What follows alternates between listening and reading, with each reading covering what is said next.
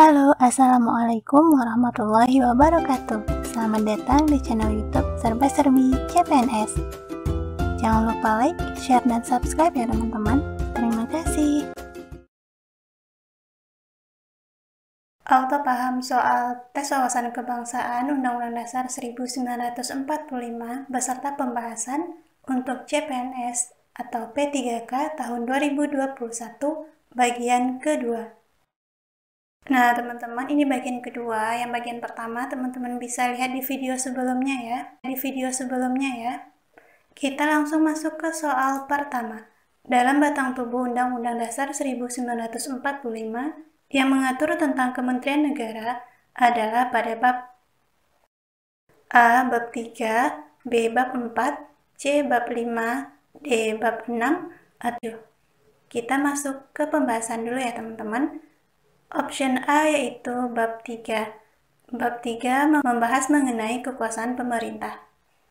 Option B, bab 4, itu tentang Dewan Pertimbangan Agung yang sudah dihapus pada amandemen keempat.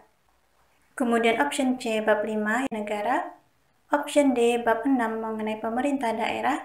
Dan option E, bab 7, mengenai DPR atau Dewan Perwakilan Rakyat. Jadi yang mengatur tentang Kementerian Negara adalah pada bab 5, tepatnya itu pasal 17. Jawaban yang betul yaitu option C. Kita lanjut ke soal nomor 2. Undang-undang tidak serta-merta dapat berlaku. Syarat berlakunya undang-undang adalah setelah A. ditandatangani Presiden, B. diundangkan dalam lembaran negara, C. pertama kali dikeluarkan, D. Presiden dan DPR menyetujui, atau E. Ketua DPR menandatangani undang-undang tersebut. Kita masuk ke pembahasan ya teman-teman. Nah, syarat berlakunya undang-undang adalah setelah diundangkan dalam lembaran negara. Tanggal mulai berlakunya sebuah undang-undang menurut yang ditentukan dalam undang-undang tersebut. Tetapi, jika tidak disebutkan tanggal mulai berlakunya, maka secara otomatis akan berlaku setelah 30 hari diundangkannya undang-undang tersebut. Jadi, jawaban yang benar adalah option B, diundangkan dalam lembaran negara.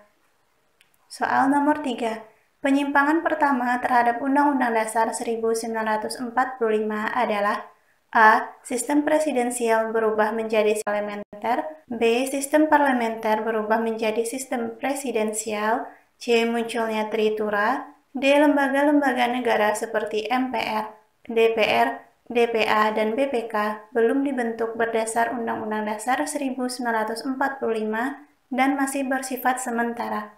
A. Sementara. Atau E. Dibentuknya konstituante. Kita masuk ke pembahasan ya teman-teman. Nah, option yang benar yaitu A. Berikut penjelasannya. Penyimpangan pertama terhadap Undang-Undang Dasar 1945 adalah adanya maklumat pemerintah 14 November 1945 di mana sistem pemerintahan presidensial berganti menjadi parlementer. Oke teman-teman, lanjut ke soal nomor 4. Kemerdekaan Indonesia merupakan karunia Tuhan. Hal ini merupakan isi pembukaan Undang-Undang Dasar 1945 alinea A, E4, C3, D2, atau E1. Yuk kita lihat pembahasannya. Option A, alinea kelima itu tidak ada dalam pembukaan Undang-Undang Dasar 1945 ya teman-teman.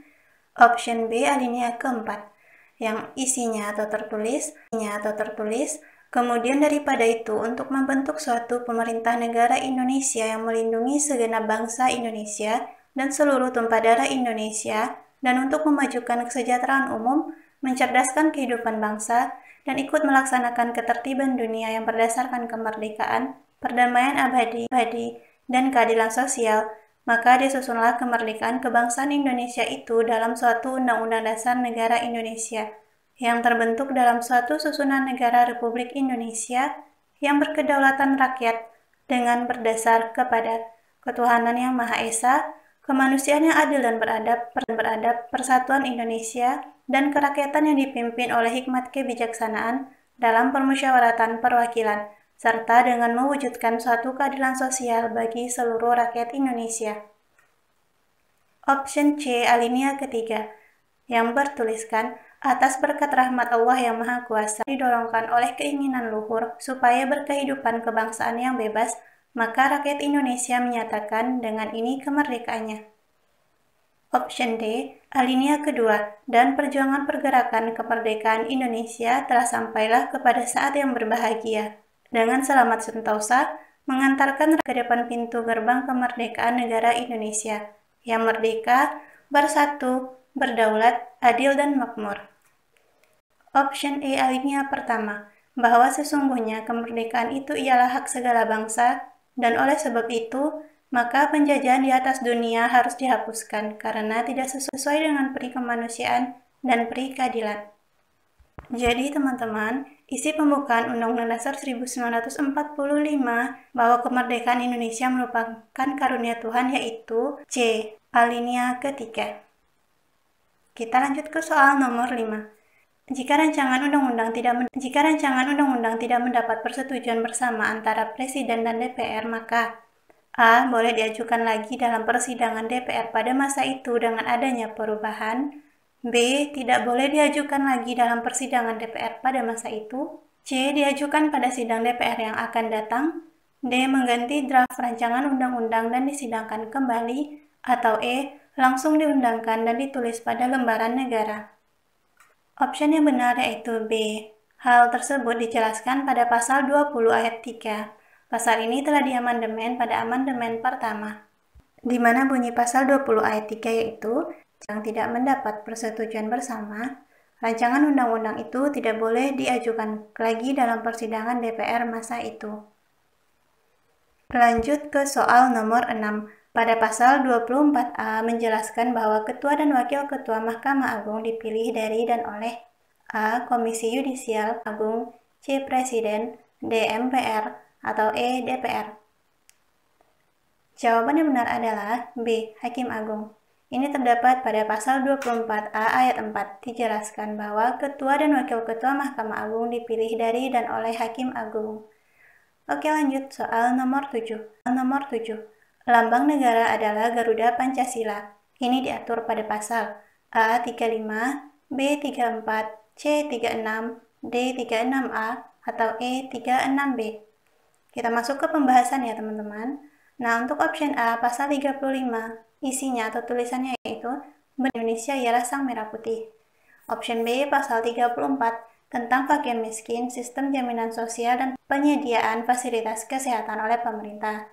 Kemudian option C pasal 36 yaitu mengenai bahasa negara ialah bahasa Indonesia. Option D pasal 36A mengenai lambang negara ialah Pancasila dengan semboyan Bhinneka Tunggal Ika.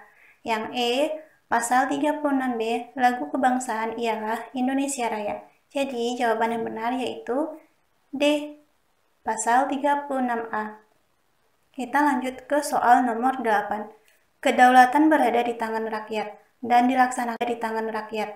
dilaksanakan menurut Undang-Undang Dasar. Bunyi pasal tersebut hasil amandemen A ke-1, B ke-2, C ke-3, D ke-4, atau E ke-5. Kita masuk ke pembahasan. Option yang benar yaitu C ke-3. Kenapa? Berikut penjelasan berada di tangan rakyat dan dilaksanakan menurut Undang-Undang Dasar adalah isi pasal 1 ayat 2 yang merupakan hasil amandemen ketiga tanggal 9 November tahun 2001.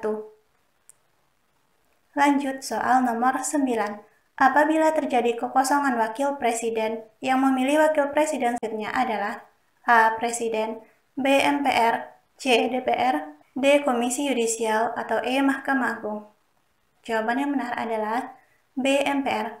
Pada pasal 8 ayat 2 dijelaskan bahwa apabila terjadi kekosongan wakil presiden selambat-lambatnya dalam waktu 60 hari, MPR menyelenggarakan sidang untuk memilih wakil presiden dari dua calon yang diusulkan oleh presiden. Soal nomor 10. Negara Indonesia adalah negara hukum. Hal ini dijelaskan pada pasal A28, B35, C36, D pasal 1 ayat 3, atau E pasal 1 ayat 1. Kita lihat penjelasannya. Untuk option A, pasal 28, kemerdekaan berserikat dan berkumpul, mengeluarkan pikiran dengan lisan dan tulisan dan sebagainya ditetapkan dengan undang-undang. Option B, pasal 35, bendera negara Indonesia ialah sang merah putih. Option C, pasal 36, Bahasa negara ialah bahasa Indonesia. Option D, pasal 1 ayat 3. Negara Indonesia adalah negara hukum. Option E, pasal 1 ayat 1. Negara Indonesia ialah negara kesatuan yang berbentuk republik. Nah, udah tahu ya teman-teman kira-kira apa jawabannya? Yap, betul. Jawabannya yaitu option D, pasal 1 ayat 3. Baiklah teman-teman, demikian video kali ini. Jangan lupa